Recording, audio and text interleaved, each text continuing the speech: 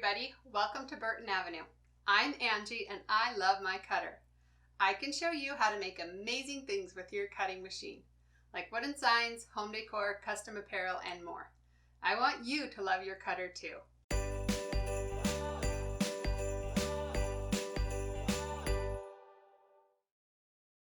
Welcome to day 24 of my 25 Days of Craftmas series. In this series, I'm showing you how to make 25 different Christmas projects using a cutting machine. And I'm sharing the SVG files I used to make these projects for free. So if you've missed any of the previous days, be sure to check them out. Today, I'm showing you how to make this framed wreath sign for Christmas. Isn't it pretty? This sign is perfect for those of you who love to weed. You'll just need a few supplies, like a wooden sign, vinyl, transfer tape, paint, and a cute Christmas wreath. And of course, you'll need a cutting machine. You can find the complete list of supplies below or over on my blog at burtonavenue.com. Now let's head over to the craft room and get started. The first thing we need to do is grab the SVG file we'll be using for this project. You can get it for free on my blog at burtonavenue.com. I keep all the SVG files for the projects I make in my free SVG library. These files will work with all kinds of cutting machines and are free to everyone. Once you're on my site, just click on Free SVG Files and then Free SVG Library. You'll need a password to get into the library, and there are instructions on the screen if you need to get one. Once you're in the library, you can search for the file Joy to the World. It will either be listed under the most recent projects and cut files or under the Christmas category 25 Days of Craftmas 2019, Day 24. So go ahead and click on that link and the file will be downloaded onto your computer. Now when you download files online, they usually come in a zipped folder and you'll need to extract them before you can use them in your software. To do this, you're going to double click on the folder we just downloaded. A new window will pop up and somewhere you should see the option to extract all. Click that and another window will open. This will show you the destination where the unzipped files are going to be saved. Click on that and the files will be unzipped and saved onto your computer and now are ready to use in Cricut Design Space. So let's head over to Design Space and start a new project. Over on the left, click on Upload, then click Upload Image, and then click Browse. Now find the SVG file we unzipped earlier. Sometimes the SVG files appear as Chrome HTML documents, so if you don't see an SVG file listed, be sure to look for that. Double-click on the file name, then click Save, then select the file and choose Insert Images.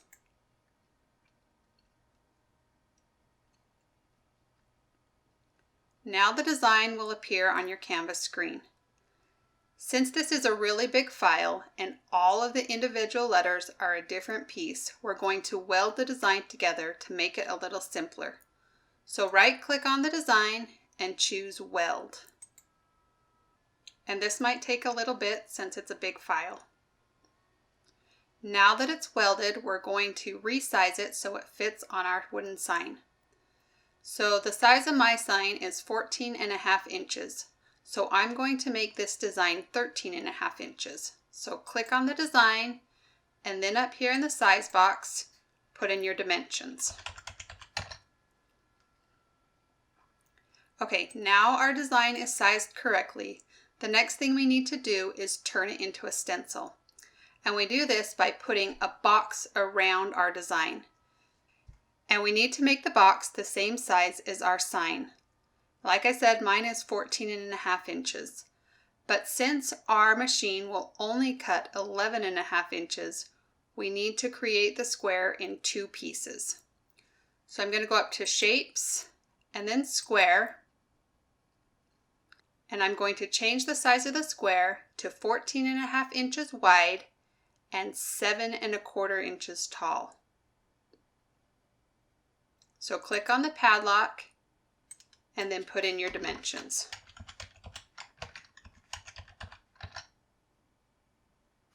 Okay, and now I'm going to duplicate this rectangle. And then I'm going to line them up so they create a square. Now I'm going to select both of the squares and right click and choose Attach. Then I'm going to click on Arrange and Send to Back. And that will just bring our design in front of our boxes. Now select everything, choose Align and Center. Now that will center our design within these two boxes. The last thing we need to do is slice the design apart so we can cut it as two pieces. When you slice things, you can only have two elements at a time. So we need to unattach the gray boxes. So right click and choose Detach. And then click on each piece and send it to the back.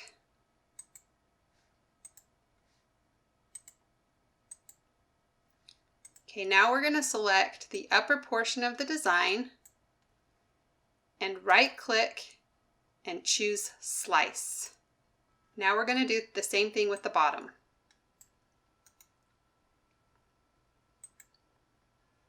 Okay, and now we just need to get rid of these extra pieces. So we're going to delete the red and then delete this gray. And same with the bottom. Delete the red and delete the gray. And now we have these two pieces that will fit on our cutting mats. So go up and click on the green Make It button. Then we'll be taken to this screen. And this will show us what our design is going to look like on the cutting mat. There's also this little reminder that tells us we need to use a larger mat since our design is bigger than 11.5 inches. And then over here, it's going to show us our two different mats and the different designs on each mat. If everything looks okay, click on the Continue button.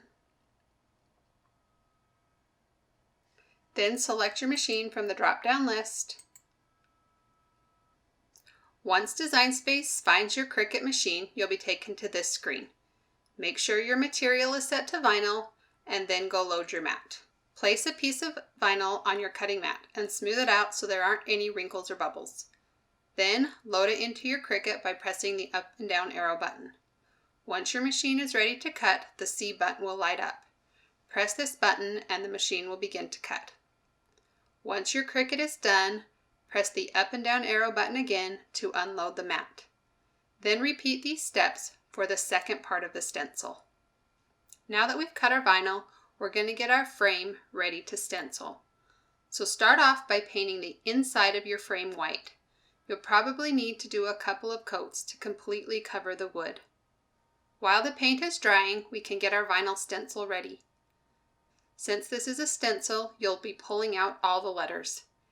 And just a little warning, this is a big design and will take a while to weed. Once you've pulled out all the pieces, it's time to apply the transfer tape. So cut a piece of tape a little bit larger than your design. Then place the design onto the transfer tape and smooth it out. Rub over the entire design with your scraper. Then repeat these steps with the second part of the stencil. Once the white paint is dry, it's time to apply the vinyl stencil to the wood. On the top stencil, trim off all the excess transfer tape and vinyl backing. You'll want to cut right up to the vinyl on the top and sides of the stencil. Then flip the design over and pull off the vinyl backing. Position the design right up against the frame of the sign.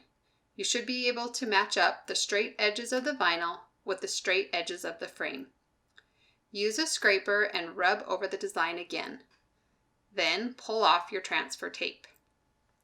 Now repeat these steps with the bottom section of the design. This time, when you're cutting off the excess transfer tape, you'll want to cut right up to the vinyl along the bottom and the sides of the stencil. Once both pieces of the stencil are in place, put a piece of tape over the seam where the two stencils join together.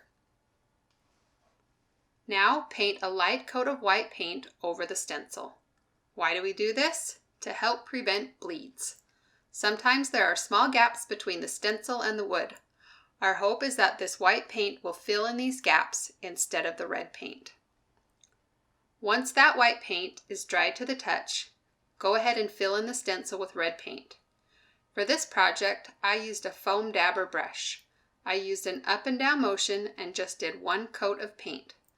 Some of the letters were completely filled in and others had some white showing through. It's kind of a distressed looking finish without having to sand. Once the red paint is dried to the touch, pull off the vinyl stencil. Use a weeding tool to pull out the centers of the letters. Once again, this part might take a little while. Once you removed all the vinyl, it's time to paint the frame. Use some painter's tape to mask off the sign. Then paint the frame red. You'll probably need a couple of coats for this step too. The last step is to attach the wreath. Add some hot glue onto the back of the wreath. Then flip it over and glue it into place.